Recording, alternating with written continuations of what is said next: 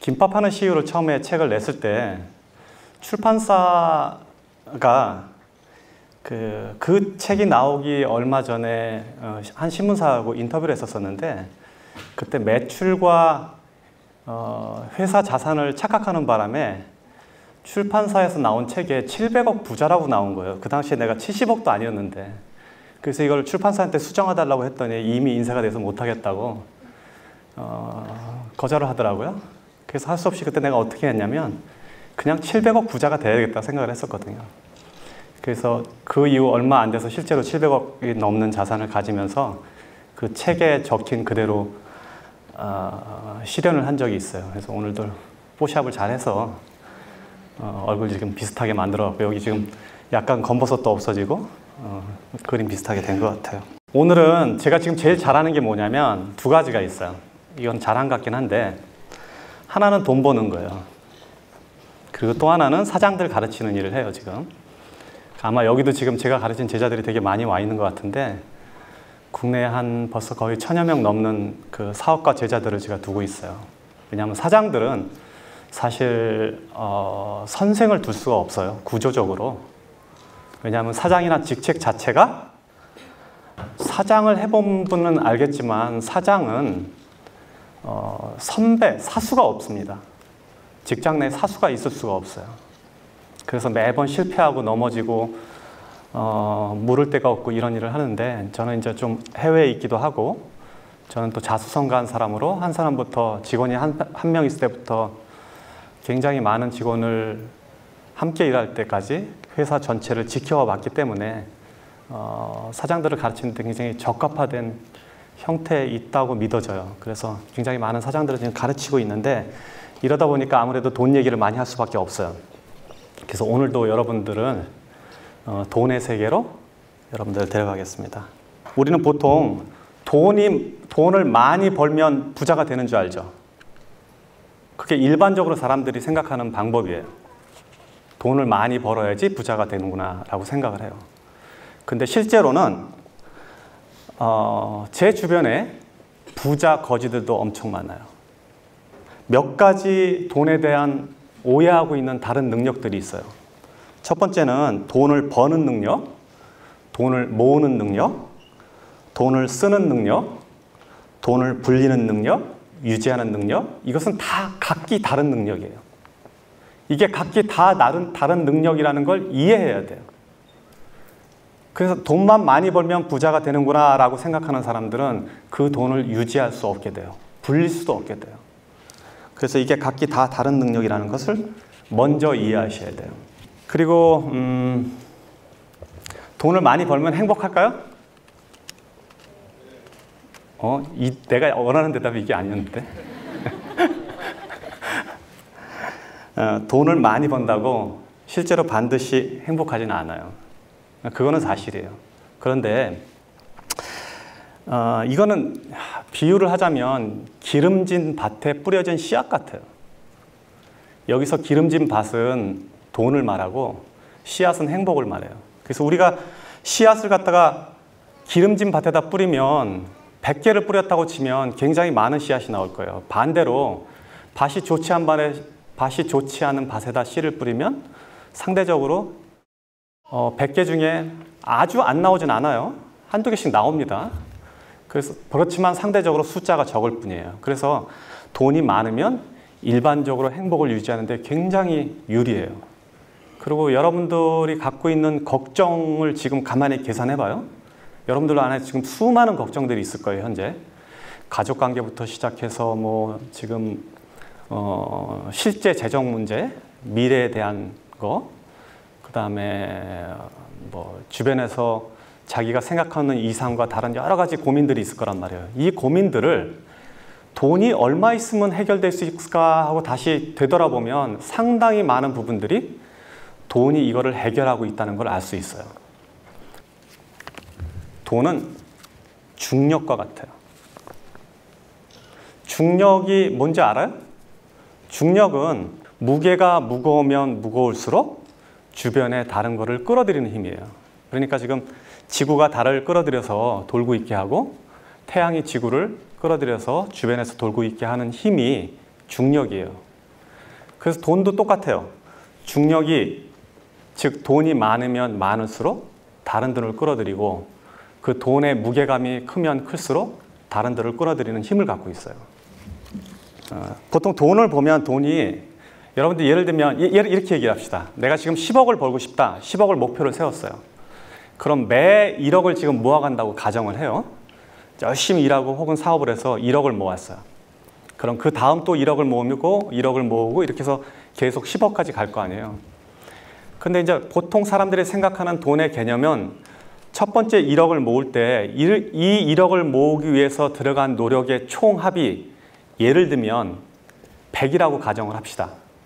그럼 두 번째 1억을 모을 때 또 100이 들고 세 번째 1억을 모을 때 또 100이 들고 해서 전체 1000이 들어가야지 10억을 모은다고 이해를 해요. 통상적으로. 근데 그렇지가 않아요. 돈은 중력이 있기 때문에. 그래서 돈은 처음에 1억을 모을 때 100의 노력이 들어갔지만 두 번째 1억을 모을 때는 90이 들어갈 수 있어요. 그 다음에 세 번째 1억을 모을 때는 80이 들어가요. 같은 방식으로 계속 이어지다 보면 나머지 9번째, 10번째에서는 10의 노력도 안 들어도 돈이 느는 거예요. 이게 돈이 갖고 있는 중력의 힘이에요. 그러면 이거를 숫자로 계산하면 제 느낌은 어떠냐면 1, 2, 3, 4, 5, 6, 7, 8, 9, 10 이렇게 돈이 늘어나는 게 아니라 1, 2, 4, 8 순식간에 10 이렇게 되는 거예요. 그러니까 그렇게 돈이 늘어나는 거예요. 그래서 돈과 중력은 동일한 형태를 유지하고 있다. 이게 돈의 속성 중에 하나예요. 이해를 해야 돼요. 그래서 여러분들이 어떤 사람들은 굉장히 청년들 중에 보면 막 100억, 1000억 이런 소리 하잖아요. 그럼 그게 굉장히 큰 돈 같지만 실제로 1억, 2억 하는 순서로 따지면 한 7번, 8번 대곱하기 하면 거기까지 가는 거예요. 그리고 사업도 실제로 그렇게 커져요. 제가 매장 하나를 가지고 매장 300개 열 때까지는 몇 년이 걸렸는데 그 다음 300개는 언제 했는지도 몰라. 원래 순서가 그렇게 돼요. 그 자체가 힘을 갖고 있기 때문에. 자, 그래서 돈은 중력과 같다라고 이해를 하셔야 돼요. 두 번째, 돈은 인격체예요. 인격체라는 말은 이제 person, 인격이라는 말인데 인격체라는 거는 스스로 존재하고 생각하고 개별적 실체를 가지는 것을 인격체라고 그래요. 무슨 소리야? 돈은 형체도 없고 생각도 없고 그냥 가치만, 사람들이 생각해 놓은 가치만 있고 숫자로 보여지는 건데 이게 무슨 인격체냐 라고 생각을 한단 말이에요, 흔히. 그렇지만 여러분들은 오늘 이 저녁부터는 돈을 인격체로 받아들여야 돼요. 일반적으로 이미 사람이 아닌데 사람으로 불리는 게 이 세상에 굉장히 흔해요. 지금 이 CGV는 법인이에요. 법인. 여기서 인은 사람을 말해요. 회사, 인간. 그래서 법적으로는 법인체는 인간과 똑같은 대우를 받아요. 고소도 할 수 있어요, 여러분들을. 법인인데, 사람이 아닌데. 그러니까 인격체예요. 돈도 인격체로 받아들이세요. 그렇게 이해를 하셔야 돼요, 돈을 벌려면. 자, 인격체란 뭐냐? 인격체로 돈을 이해하면 돈은 어떤 형태로 보이냐? 여러분들이 돈을 보는 시각이 완전히 바뀔 거예요. 그러면 큰 돈은 어른이고 작은 돈은 아이가 되는 거예요. 돈은 감정을 가졌어요. 돈은 생각을 해요. 그리고 또 돈은 자기가 좋아하는 데가 있고 싫어하는 데가 있어요. 그리고 돈은 헤어지는 것을 싫어하고 함께 모여있는 걸 좋아해요. 돈은 그래서 몰려다녀요. 이런 특성들을 고려하면 돈은 인격체예요. 그러니까 여러분들이 돈을 모으면, 돈을 벌면 이 돈을 인격체처럼 대해야 돼요. 작은 돈을 함부로 하면, 바꿔 말해서 어린아이를 함부로 하면 그 엄마가 우리 가게에 올까요? 아니면 그 엄마가 내 친구가 될까요? 안 오지, 싸우잖아. 그리고 밖에 가서 소문낼 거 아니에요. 그러니까 잔돈을, 작은 돈을 함부로 낭비하면 큰 돈을 모을 수 없는 것은 당연한 이치예요. 그리고 돈은 감정을 가졌어요.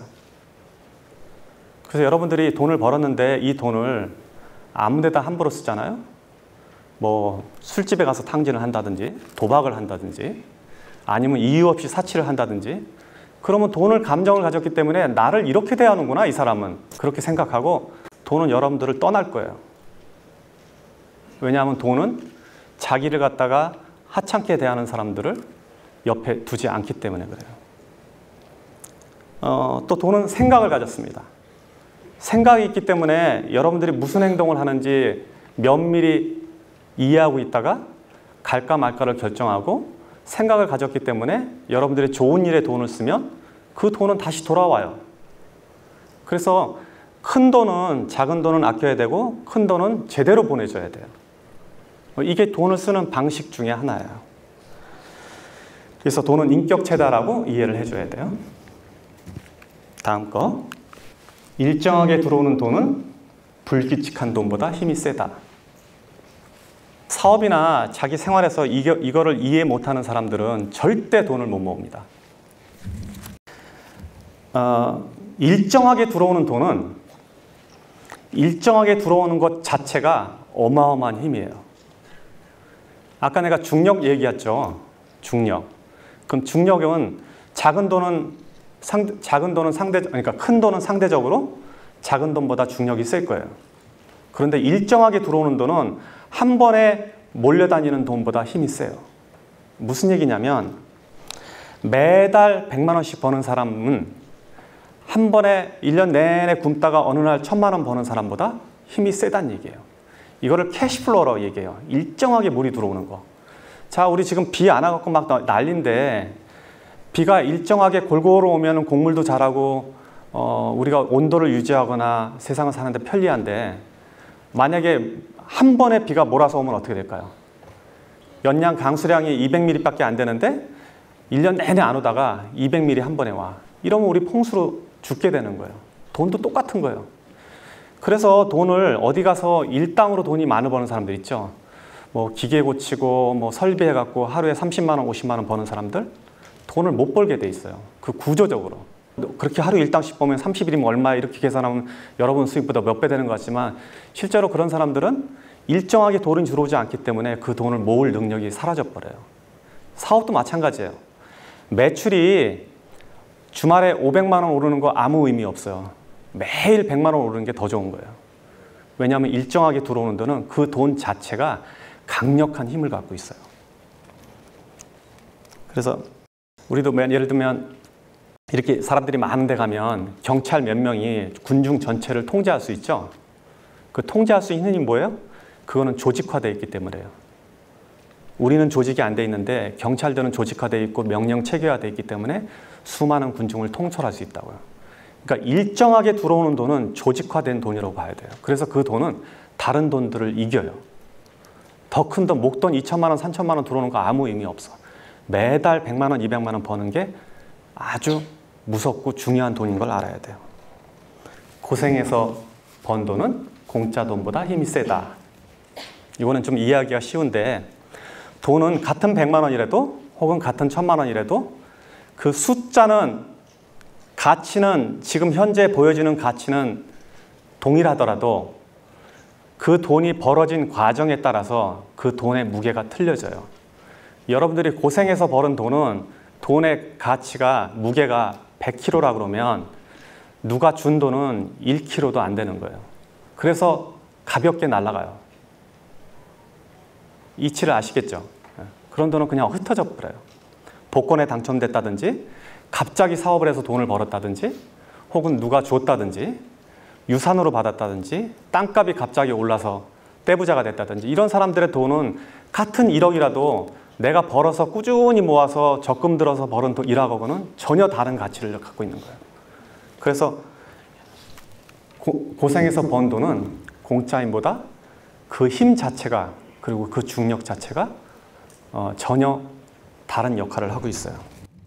사실 성공이라는 거는 한 사람의 성공은 그 이면에 굉장히 많은 사람의 슬픔과 고생을 바닥에 두고 있어요. 돈은 몰려다니기 때문에.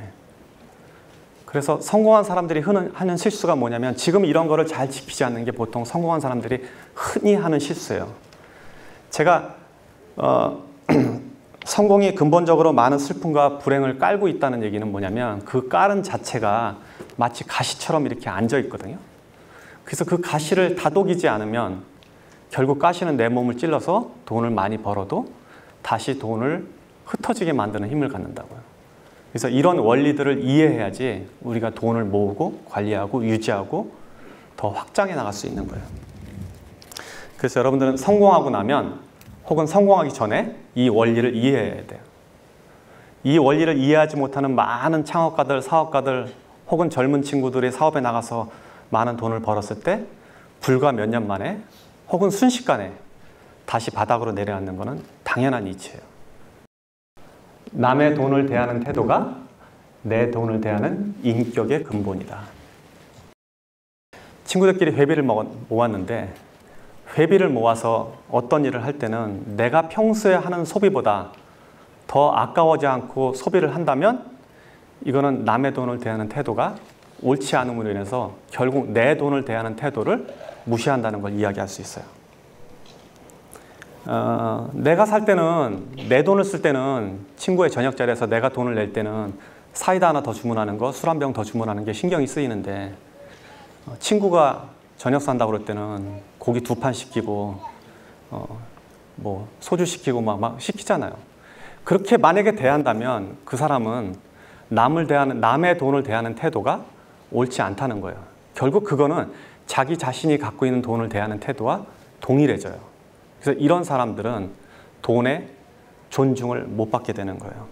그래서 공공물품이라든지 여러분들이 어디 나가서 세금으로 어떻게 마련한 뭐 시설물, 형태, 서비스 이런 것조차도 이게 공공자산이면 결국 그 안에 내 돈도 있고 남의 돈도 있잖아요. 남의 돈을 존중하는 태도가 자신의 돈을 존중하는 태도와 동일해져요. 뭐 딱히 그런 건 아니지만 예를 들면 미국의 사업가들은 주식회사로 회사를 움직인다 그러면 그 주식회사의 자기 지분만큼 다른 사람들의 지분이 있다는 걸 이해하기 때문에 사적인 재산과 사적으로 회사 일을 쓸 때와 공적으로 쓸 때 구분을 굉장히 명확하게 하는 편이에요. 그런데 여기서 회사를 운영하는 사람들 중에 상당히 많은 사람들은 회사에 불과 몇 프로의 지분을 갖고 있고 사장이긴 해도 이 전체를 자기 재산으로 이해를 한다고요. 그런데 여러분들은 그런 사람을 나무라는데 보통 우리들도 흔히 일상에서 그런 실수를 저지르게 된다고요. 그래서 남의 돈을 대하는 태도는 꼭 내 돈을 대하는 태도와 동일하다고 이해를 하셔야 돼요. 이거를 조금 더 설명하면 이제 수학이론이라고 나오는데 제가 책에 쓴 글이에요. 여러분들이 저보다 책을 더 잘 알더라고. 뭐 공부한 사람도 막 앉아갖고 몇 페이지에 뭐 있다고 막 얘기하는데 사실 저는 쓸 때만 기억했지 지금 제가 그 이후로 읽어본 적이 별로 없거든요. 제 화장실에다 놓고 내가 가끔 읽어요. 그리고 또는 여러분들이 쓴 글 중에 누가 옮겨놓은 거 보면 야 이거 글 잘 썼다 그러고 알고 보면 내 글이더라고. 그래서 여러분들이 더 이해를 잘할 텐데 이제 수학 이론을 조금 설명할게요. 수학이라는 건 뭐냐면 이 사람이 부자가 되는 과정을 제가 유추해서 설명한 글이에요. 책에 너무 잘 나와서 내가 책을 오히려 더 왜곡할 수도 있을 것 같아서 지금 겁이 나는데 수각이 크다는 건 수각이라는 거는 물을 받는 돌이거든요. 절에 가면 많이 있어요. 물이 그 안에 흘러 들어오면 그 흘러 들어오는 물을 모았다가 일부를 내보내고 계속 모을 수 있게 하는 구조인데 우리가 저런 돈의 철학을 잘 이해하지 못하면 수각 자체가 없어져요. 그러니까 그 돌 그릇 안에 그릇 자체가 작아져서 돈이 모아지지 않는 형태를 말해요. 그래서 돈에 대한 이해를 저렇게 명확하게 하면 수각이 크기 때문에 항상 돈이 들어오고 항상 큰 돈이 내 안에 남아있단 말이에요. 이 가치를 유지할 수 있는 게 바로 지금 제가 말한 몇 가지 원리예요. 지금 이렇게 돈에 대해서 이야기를 하면 여러분들은 어떻게 그럼 현실적으로 물어볼 거예요. 어떻게 돈을 벌어야 될까라고 고민해보죠. 돈에 대해서 질문을 해봐요. 한번. 여러분들이 갖고 있는 고민을 한번 얘기해 봅시다. 내가 이거를 바탕으로 한번 설명을 해볼게요. 구체적으로. 네, 얘기해봐요. 제가 수학이론 말씀하신 거에 너무 많은 영감을 얻어서 굉장히 회장님 자료를 많이 보려고 노력했었어요. 근데 저 스스로 제 수학이 너무 작았던 거예요. 근데 그 키우는 과정이 지금 있는데 제가 벌어서 저는 식구들이랑 많이 같이 공부하고 있어요. 가족을 부양하는 거예요 지금? 부양 일부 책임을 지고 있는 거예요. 책임이 어느 정도 일부가 있는데 이걸 많이 느끼기에는 제가 계속 일해오면 발전이 없을 것 같아요. 근데 결정을 하는 마음이 맞는 건지, 계속 이렇게 나누는 게 맞는 건지에 대한 고민이 요즘 들어요. 돈이라는 거는 그게 모여지려면, 그 모여진 것 자체가 이렇게 모여지려면 일정한 규모가 이루어져야 돼요. 회사도 마찬가지예요. 회사가 막 초기 성장하는데 회사가 좀 크니까 미리 사회적 기업을 만드는 사장들이 있어요. 막 직원들한테 월급을 막 굉장히 업계보다 훨씬 더 주고 막 차 사주고 혹은 뭐 배당 주고 이러는 사람들이 있어요. 국가도 그렇게 하는 경우 있습니다. 그렇지만 지금 현재 이런 상황을 유추해서 보면 내가 자본을 모아서 이 자본이 다른 자본을 끌어들이기 전까지는 모으는 게 더 현명한 일이에요. 만약에 가족을 도와준다고 해도 그 이후에 그 자본이 잉여 자본이 재산을 만들어질 때까지 기다렸다가 도와주는 게 나는 더 합리적으로 봐요. 그래서 모든 군주들이 나라를 크게 일으킬 때는 옛날에 이렇게 봅시다. 삼국지 시대에 하나의 장수가 왕이 되는 과정에서 전쟁을 통해서 재산을 모아갈 거예요. 이 재산을 모으는데 계속 나눠줬다 그러면 국가를 형성할 수가 없어요. 회사도 마찬가지거든요. 회사가 막 성장하면 직원들은 이렇게 회사가 커지는데 더 달라, 보너스 달라 이렇게 하는데 그 현명한 사장이라면 그걸 굉장히 적절하게 분배할 거예요. 유보금과 지금 나눠주는 돈을 잘 조정해서 이 회사가 앞으로 어떤 일이 벌어질까를 예측해서 인수합병에 들어갈 수도 있고 아니면은 지속 성장하기 위해서 필요한 어떤 시설, 도구, R&D 이런 시설이 필요하는데 그냥 나오는 대로 다 없애버리면, 즉 모아놓지 않으면 그 힘을 가질 수가 없어요. 근데 집안도 마찬가지예요. 그래서 본인이 만약에 책임감을 느끼는 것 자체는 되게 좋은 일이고 현명한 일인데 책임감을 나중에 지세요. 모아서 나중에 가족들은 가족들을 살 수 있으면 놔둬도 되게 괜찮아요. 굶어 죽는다면 내가 이 얘기 못 하는데 그런 게 아니라면 모아서 나중에 도와주는 게 더 현명해요. 제가 만약에 재산을 버는 과정 중에서 저분대로 했더라면 우리 가족들이 지금 혜택을 못 받았을 거예요. 그래서 저는 모아뒀다가 하는 게 더 맞다고 봐요. 제가 사회 초년생이거든요. 그래서 회사에서 돈을 받으면 일정 부분 적금을 넣고 나머지는 저를 위해서 쓰는데 소비는 줄이려면 줄일 수 있는데 저를 위한 투자라던가 저의 가치를 올리는 것들을 쓰다 보면은 좀 되게 많이 썼다 싶기도 하고 그런 거에 소비를 하다 보면 돈을 못 모으는 것 같은 느낌이 되게 강해지더라고요. 어느 정도 모았다는 느낌이 들면 그런 데에 써버리고 이런 게 반복돼서 어느 정도 비율에 맞춰서 돈을 써야 할지 그 부분에서 조금 질문드리고 싶습니다. 예, 앉아도 돼요. 지금 얘가 말은 되게 이쁘게 했는데 나는 경험에 돈을 쓰는 건 괜찮다고 봐요. 무언가를 사는 거는 조심해야 되는데 경험은 괜찮아요. 그럼 이제 여기서 경험 그러면 이 경험을 어떻게 해석하느냐 틀려요. 내가 좋은 음식을 먹는 것도 경험 그러면 그건 경험으로 들어가. 그러니까 본인이 경험이라고 우기는 게 진짜 경험인지를 한번 점검해야 돼요. 상당히 경험이 아니고 자기의 가치를 존중하는, 자기의 가치를 내보이는 어떤 거에 돈을 쓸 수도 있어요. 내가 말하는 경험은 뭐냐면 이 경험이 나를 더 고양시킬 수 있는가 이거. 책값 이런 거 쓰는 거 괜찮아요. 자, 소비 수준이라는 거는 내가 사는 거는 내가 어떤 소비를 한다 그러면 이게 내가 필요한 건가 아니면 그냥 필요한 것이 아니고 그냥 욕구인가를 구분해야 돼요. 특히 자산이 모아지기 전까지는. 저는 이걸 어떻게 계산하냐면 월급 생활자들은 예를 들면 여러분들의 소득보다 반인 사람이 쓰는 것과 똑같이 한다 그러면 맞을 것 같아요. 보통 사업가들은 내가 25%만 쓰라거든요. 만약에 내가 어느 사업에 한 100억 정도의 단계에 있는 어떤 동료들의 사업가가 쓰는 생활 소비 수준이 있다면 나는 그보다 25%에 맞춰서 사는 게 맞아요. 그렇게 유지해 가는 거거든요. 지금처럼 저렇게 월급 생활자인데, 그러니까 지금 아까 자본이 일정하게 모여서 이 자본이 다른 자본을 만들 때까지 여러분들이 언제 일을 그만둘 수 있는지 알아요? 월급 생활자들은? 여러분의 월급이 만약에 200만 원이라면 한 달에 200만 원 정도 돈이 나오는 어떤 구조까지 갈 때는 돈을 모아야 돼. 그럼 200만 원 정도 나오는 부동산을 사려면 부동산이 얼마일까? 계산해 본 적 있어요? 한 4억짜리, 5억짜리 오피스 콘도 뭐 혹은 뭐 건물 이런 거 사면 약 200만 원 될 거예요. 그러니까 그때까지는 돈을 모아야 돼. 그러면 나는 평생 일 안 해도 되는 거지. 아니면 그 반만쯤 모으면 반만 일해도 되는 거고. 그렇게 돈을 모아는 거예요. 그리고 월급 생활자가 5억을 어떻게 만들어? 아까 말한 대로 5억 만들려면 처음 만들어야 되는 게 1억 먼저 만들어야 되고 1억 만들려면 1,000만 원 먼저 만들어서 그렇게 씨앗처럼 모아서 거기까지 가야 돼. 그거 가는 거 생각보다 많은 거 아니에요. 해보면.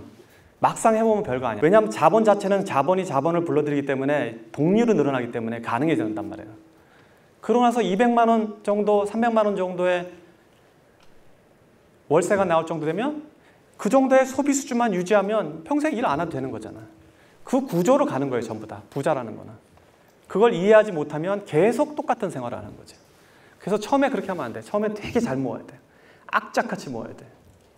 돈을 정말 많이 버는 사람들을 보면은 그런 기업들은 대부분 투자를 또 많이 받았고, 제가 지금 지내고 있는 사무실에도 워낙 투자받은 그런 스타트업 기업들이 많다 보니까 한편으로는 부러운데 그거를 못하고 있는 건 아닌가라는 생각이 들어서, 사실 이건 케바케로 케이스 바이 케이스로 1대1 상담을 받아낼 수 있는 문제이기도 하지만, 이 투자에 대한 장단점의 이런 점들이 어떤 사업에 대한 업종에 따라 갈리는 건지, 아니면 대표의 역량 또는 경험, 아니면 그 사업의 시점에 따라서 투자에 대한 장단점에 대해서 고민을 해야 되는 건지 참 이건 가장 고민이 돼서. 그러니까 투자를 받는 이유는 뭐냐면요.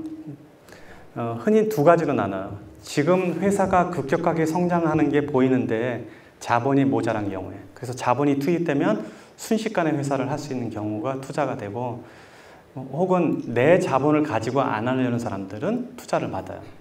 그 둘 중에 하나라도 해당이 된다면 그러니까 그 둘 중에 해당이 된다면 투자를 받아야 되는 거예요. 나는 내 돈 갖고 장사하고 싶지는 않아. 내 돈은 놔두고 남의 돈으로 사업할래. 그런 마음이 있다면 투자 받아야 돼요. 혹은 내가 이게 너무 아이디어가 좋아서 빨리 돈을 가지고 이거를 확장해야 되겠다. 순식간에 막 한국 전체에다 뿌려야 되겠다. 이런 경우 투자 받아야 돼요. 왜냐하면 자본을 모으는 데까지 시간이 걸리니까. 근데 그 두 예가 아니라면 나는 투자는 절대 받지 말라고 얘기해요. 아까 말한 대로 켈리처럼 자본의 자기 결정권이 흔들리면서 속도가 떨어질 수도 있고, 저 역시도 마찬가지로 내가 만약에 투자를 받았다면 이런 빨리 의사결정을 하면서 회사를 키울 수 없었을 거예요. 그래서 나는 가능하면 창업자들이 투자를 받는 거는 나중에 그 과정에 가거나 상장할 때 얘기해요. 너무 여러분들은 투자를 쉽게 얘기하고, 그리고 거기에 이제 이거는 지금 이 시간에 다 얘기할 수 없어서 내가 이건 사장아 수업 때 얘기를 하는데, 투자라는 건 투자를 해주는 사람과 투자를 받는 사람이 투자에 대한 일정한 정도의 교육 수준이 있어야 돼요. 그걸 바라보는 시각이 똑같지가 않으면 투자 자체는 항상 싸움이 되거나 소송이 되거나 회사가 뺏기게 돼요. 그래서 여러분들한테 좋은 일이 별로 없어요. 그래서 투자는 투자를 하는 사람이, 투자를 받는 사람이 투자에 대한 동일한 이해 개념이 생길 때까지 공부가 끝난 사람들끼리 해요. 예를 들면 저한테 투자를 해달라고 오는 사람들이 꽤 있는데, 젊은 친구들도 많고. 그래서 제가 물어봐요. 네 회사가 그러면은 가치가 얼마야? 잘 모르겠는데요. 그냥 5억만 저한테 주시면 제가, 그럼 내 지분이 얼마냐고 도대체. 그러면은 이게 무슨 얘기인 줄 알아요? 이 친구하고는 이런 얘기를 할 수 있는 상황이 아니구나. 투자를 받고 서로 주고받을 상황이 아니라, 그 아이디어가 아무리 좋아도 필요가 없다고요. 그래서 그렇게 쉽게 투자 얘기를 하는 건 아니고, 투자는 더 공부를 하고 기업가 수준에 갈 때 얘기를 해야 돼요. 지금 소형업체에서는 투자하는 거 겨울 다 뺏어가는 꼴이 돼요. 네. 예, 안녕하세요. 서울에 사는 정성원이라고 합니다. 저는 와이프와 함께 조그만 디자인 사업체를 운영을 하고 있는데요. 법인 사업체도 50대 50의 지분을 가지고 있습니다. 와이프하고? 예. 와이프는 감성적인 부분을 담당하고 있고, 저는 회계나 뭐 이런 관리적인 이성적인 부분을 담당하고 있는데요. 문제는 저는 김승호 회장님의 돈에 대한 철학에 100% 공감을 하고 그렇게 살려고 노력을 하고 있는데, 와이프는 정확히 정반대의 삶의 태도를 하고 있다는 겁니다. 와이프가 같이 와 있어요? 사실 같이 왔으면 좋겠는데 지금 부부가 오신 분들이 너무나 부럽습니다. 사실. 네, 그래서 저는 월급을 200 받으면 아까 25% 수준으로 살라고 하셨는데 저는 5%로 살 자신 있는 사람입니다. 근데 와이프는 200%를 쓸 수 있는 사람입니다.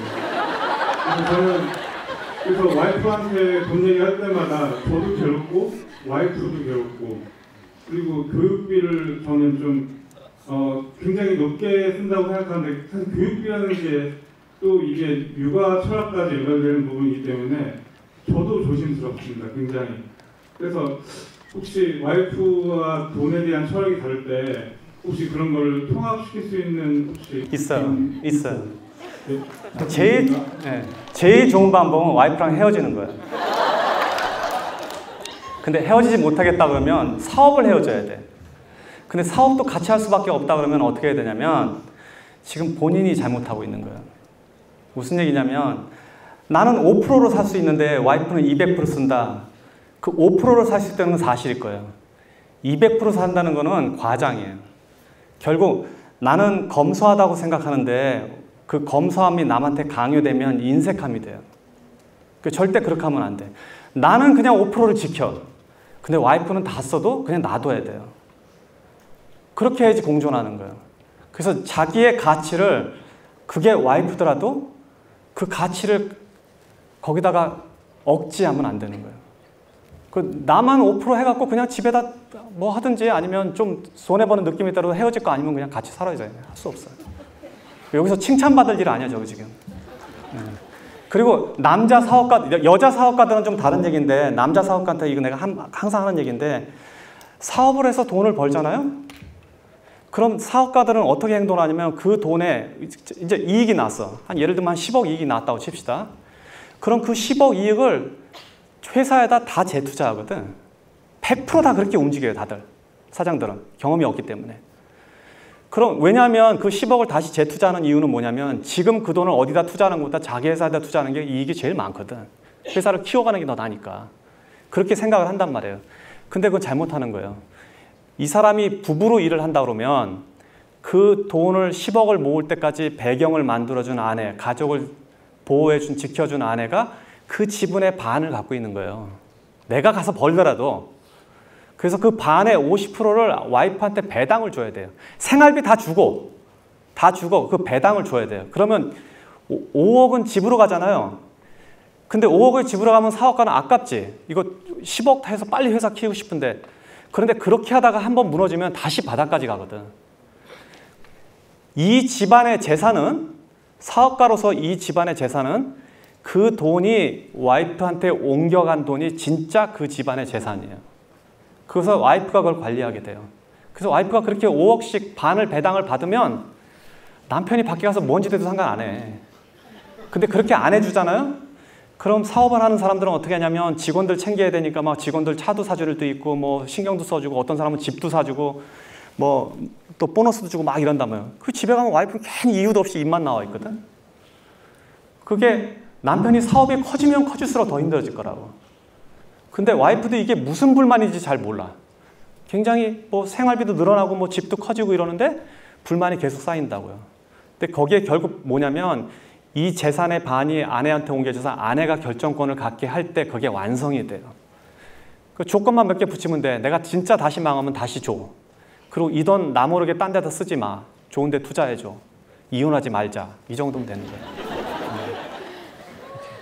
자, 아까 여자분 하기로 했지. 여기 뒤에. 네, 책을 보니까 회장님께서 내성적이고 되게 부끄러움이 많은 성격이라고 하셨는데 제가 보기에는 그래도 이렇게 많은 분들 앞에서 말씀을 잘 하시고 하는 거 보니까 저처럼 정말 내성적인 사람은 사실 이것도 굉장히 떨리고 나도 떨려 지금. 여기 지금 떨어갔거든요. 주목받고 이렇게 발표하고 하는 게 보기엔 어렵지 않게 쉽게 하시는 것처럼 보이는데요. 저처럼 이렇게 많은 분들 앞에서 얘기하거나 이렇게 나서는 걸 좀 울렁증 있는 사람한테 좀 극복할 수 있는 그런 좀 조언이 있으면 듣고 싶습니다. 나는 내성적인 사람도 실제로 사업하는데 별로 문제가 없다고 봐요. 그 내성적인 지도자들 있죠? 이런 지도자들이 요새 세상에서는 꽤 괜찮아요. 특히 여성 사업가들도 영역을 많이 확장해 나갈 수 있는 게 현대사회예요. 옛날보다 훨씬 나아요. 왜냐하면 전에는 남자들끼리 사업할 때는 막 으쌰으쌰 술 먹고 뭐 어디 가서 골프 치고 아니면 뭐 선배 찾아다니고 뭐 형 동생 이렇게 사업을 하는데 저만 해도 그런 식으로 사업을 접근하는 사람을 완전히 배제하거든요. 왜냐하면 그건 불편해요. 뭐 아는 사람끼리 뭐 해주면 실제로 더 불편해. 그래서 일은 일대로 해주는 게 좋단 말이에요. 우리가 거래처가 되게 많은데 이 거래처가 막 그거 뭐 원가로 내주겠다 뭐 이런 소리 하면 나는 적정한 이익을 보고 효과적으로 항상 해주는 사람이 좋지. 막 내가 매일 관리 감시해갖고 어떤 때 싸우고 들어오고 어떤 때는 등치는 거 갖고 이런 거 싫거든. 근데 여자들은 그런 걸 하기에 남자들보다 더 좋은 환경이 있어요. 지금 세계가. 특히 여자들은 그런 거에 잘 남자들보다 덜 휩쓸리기 때문에 조용하고 얌전한 사장들도 일을 할 수 있어요. 우리 회사에 다 여자 사장이에요, 셋이. 제가 법인체가 8개 있는데 그중에 반이 여자 사장이에요. 품성을 그대로 유지하고서도 굉장히 좋게 사업을 잘하고 있기 때문에 지금 그런 게 받침이 많이 돼 있고 특히 여성 사업가들이 많이 나타났잖아요. 그래서 나는 여성 사업가들을 응원하는 편이에요. 그런 측면으로 보면. 그래서 뭐 내성적이라고 별로 생각할 거 없어요. 나도 내성적인데 내가 이거 강연이니까 그리고 이건 그래도 일이라고 보니까 이렇게 얘기하지. 여러분들 사적으로 만나면 내가 말 한마디 안 할 거예요. 그리고 우리 학생들도 단체로 이렇게 모아놓고 있으면 질문은 대답을 해주는데 내가 뭐 노래를 시킨다든지 아니면 뭐 내가 주목받는 자리, 뭐 생일 축하 이런 거 하면 난 도망가 버리거든. 그래서 그래도 나 사업하잖아요. 여기까지 왔잖아요. 그러니까 걱정할 거 없어요. 자, 저 뒤에 또 해봅시다. 네, 사업 구조를 어떤 식으로 접근을 하셔서 시장 조사 공부라는 걸 계속해야 사업 자체를 유지할 수 있고 시작하고 실패하더라도 목표까지 끌고 갈 수 있잖아요. 그래서 그런 부분에 접근을 어떻게 하셨는지 전체적으로. 자, 그거는 자기가 자기 직업을 지칭할 때 뭐라고 지칭하느냐에 틀려져요. 이게 생각의 차이예요. 내가 만약에 식당을 하나 창업한다고 합시다. 나는 요리사라고 생각하는 사람이 있어요. 그 막 요리를 굉장히 정성스럽게 하고 손님이 이걸 먹는 걸 좋아하는 사람을 감동을 받고 이런 친구들이 있단 말이에요. 자기 자신을 요리사라고 생각해요. 근데 어떤 요리사들은 자기가 매장을 열면 자기가 식당 경영자라고 생각을 해요. 그래서 요리사와 식당 경영자는 같은 요리를 두고도 해석도 틀리고 만드는 방법도 틀리고 서비스도 틀려져요. 그런데 또 다른 사람이 있어요. 내가 요리사이지만 식당을 하고 있지만 나는 경영자라고 생각하는 사람이 있어요. 혹은 나는 사업가라고 생각하는 사람도 있어요. 기업가, 엔트로프너 이렇게 자기를 어떤 자리에 자기를 놓느냐에 따라서 자기가 하는 역할 자체가 틀려져요. 저는 엔트로프너라고 그래요. 내가 직업란을 미국에 들어올 때 이렇게 여기 공항 들어올 때 직업 쓰잖아요. 엔트로프너라고 써요. 기업가라고. 기업가는 나는 외식 기업가가 아니에요. 나는 기업가라고 세팅을 했기 때문에 기업가는 어떤 기업도 할 수 있어요. 실제로 저는 금융회사도 갖고 있고 식품 유통도 갖고 있지만 구조는 사실 똑같아요. 슈퍼마켓도 옛날에 내가 운영을 해봤는데 슈퍼마켓에 물건을 집어넣고 그 물건을 진열하고 손님에게 잘 보여서 팔고 계산하고 하잖아요. 금융회사에서 펀드를 파는 것도 똑같아. 우리 회사가 펀드를 이리저리 프로그램을 만들어서 데이터를 가져다가 펀드를 만들어. 이 펀드를 어디다 파냐면 펀드들끼리 모여서 경진대회를 하거나 그런 거를 모아서 파는 협회들이 있어요. 거기 가서 우리 펀드를 자랑해요. 그건 가서 그 식품쇼에 나가서 식품을 소개하는 거랑 똑같은 거예요. 그래서 거기서 선정이 되면 각 회사, 각 매장에 진열되듯이 각 은행으로 진열되는 거예요. 그럼 사람들이 은행 창구에서 그 펀드를 사기 시작하면 그게 매출이 일어나는 거예요. 그러니까 구조는 다 똑같아. 나를 기업가로 세팅하게 되면 어떤 일을 해도 상관이 없는데 나를 요리사로 세팅을 했다면 내가 매장 하나를 가질 때 나를 요리사로 세팅했다면 지금 매장 2개쯤 있었을 거예요. 나는 기업가가 될 생각을 했으니까 식당을 통해서 돈을 버는 게 아니라 요리를 통해서 돈을 버는 게 아니라 구조를 통해서 시스템을 통해서 돈을 벌 생각을 하고 글로 갔잖아요. 그러니까 본인도 이게 내가 어떤 직업에 어떤 역할을 할 건지 이름을 정하고 나면 길이 보일 거예요. 예. 일부러 여유를 부리신 적이 있나요? 그러니까 게으름을. 네, 그러니까 진짜 사람이 게을러서 게으름을 키우는 적도 있으시고 또는 아니면 일부러 이게 일만 하면은 이게 뭐 날씨가 너무 좋은데 꼭 한 번 이제 날씨 좋은 걸 누려야 될 때도 있잖아요. 열심히 하다가 그러니까 일부러 이렇게 그래. 이게 좀 이상한 질문 같은데 되게 힘든 질문이네. 우리 와이프가 나보고 어느 날 TV를 보고 앉았는데 갑자기 등을 딱 치면서 여보 일 그만해 이러더라고. 나 TV 보고 있는데. 근데 이게 무슨 얘기냐면요. 나는 평생 사업가 추구했던 사람 중에 하나예요. 그래서 매번 실패해도 이걸로 돈을 벌 수 있을까? 지금도 이게 버릇화되어 있단 말이에요. 내 기억으로 유일하게 내가 머리를 쉬고 사업을 안 했던 적이 언제냐면 내가 중대 제자 중에 프랜차이즈 사업하는 제자들 데리고 몇 명 데리고 필리핀에 어디 해변가에 놀러 가서 이렇게 앉아 있었던 그때는 바다가 너무 좋아갖고 며칠 동안 내가 사업 생각을 안 했다고요. 근데 평소에 나는 다녀보면 모든 게 다 사업거리로 보니까 그래서 이게 버릇이 평생 그러니까 정신적으로 사업을 추구하는데 노력을 했고 저게 이제 답은 아닌데 답이 되는 게 뭐냐면 나는 이민자예요. 미국 이민자. 이민자로 갔을 때는 피부색도 그렇지만 영어도 모자라고 전형적으로 지금 한국에 있는 외국인 노동자가 똑같은 신세거든요. 그래서 그런 사치를 사실은 처음에 부릴 새도 없었어요. 물론 이제 시간이 조금 지나면서 뭐 낚시도 가끔 다니고 이렇게 했는데 평소에는 이게 여러분 청년들이 자꾸 실수하는 게 있어요. 이게 마중물 같은 거예요. 모든 게. 내가 젊은 나이에는 젊어서 어떤 경험을 쌓고 이렇게 인생을 전체를 죽이지 않는 것도 되게 좋은 일인데 자본이 모이거나 아니면은 마중물처럼 뭐가 올 때까지는 좀 노력해야 돼요. 좀 유보하고 노는 게 맞아요. 그리고 그렇게 하라는 이유는 뭐냐면 젊은 친구들은 특히 내가 이 세상에서 나 스스로 존재해서 살아남을 수 있는 걸 증명해야 돼요. 이거 굉장히 중요한 일이에요. 오늘은 그 질문이 안 나오는데 좋아하는 걸 할까요? 잘하는 일을 할까요? 맨날 이렇게 물어본단 말이에요. 상관없어. 돈 버는 일을 해야 돼. 내 스스로가 존재해내줘야 돼요. 이 세상에서. 그러고 난 다음에 자기 좋아하는 거 하면 돼. 나는 내 급여도 못 만들고 내가 뭐 부모님한테 돈 용돈 받아서 쓰고 뭐 와이프가 어떻게 해. 이거는 아니야. 이거는. 그러니까 존재하는 거를 증명할 때까지는 최선을 다해야 돼.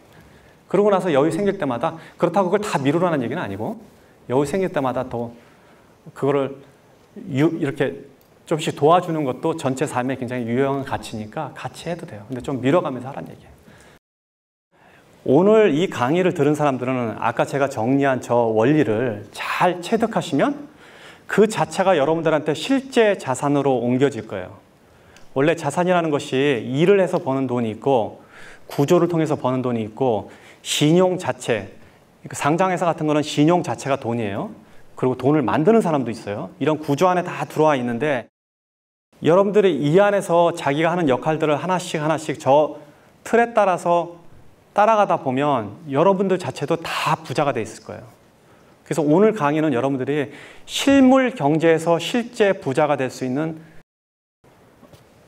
그 팁 같은 거예요.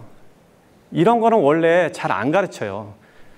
그 집안 자체가 돈에 대한 철학이나 이미 몇 대쯤 이어져서 돈을 관리하는 테크닉이 늘어난 데서만 저런 이야기를 가르친단 말이에요. 왜냐하면 저걸 가르치면 부자들은 사실은 재산이 없어지거든. 그래서 여러분들이 오늘 제가 강의한 몇 가지 툴을 잘 기억해놨다가 이거를 여러분들의 실물 자산으로 옮겨 놓으시기 바랍니다. 오늘 여러분 늦게까지 그리고 이 자리 멀리서까지 이렇게 와주셔서 너무 감사하고 다음에 또 제가 사실은 오늘 준비한 거를 잊어먹고 못 갖고 왔는데 내가 100만 불짜리 그 돈들을 좀 나눠주려고 했는데 못 갖고 왔어요.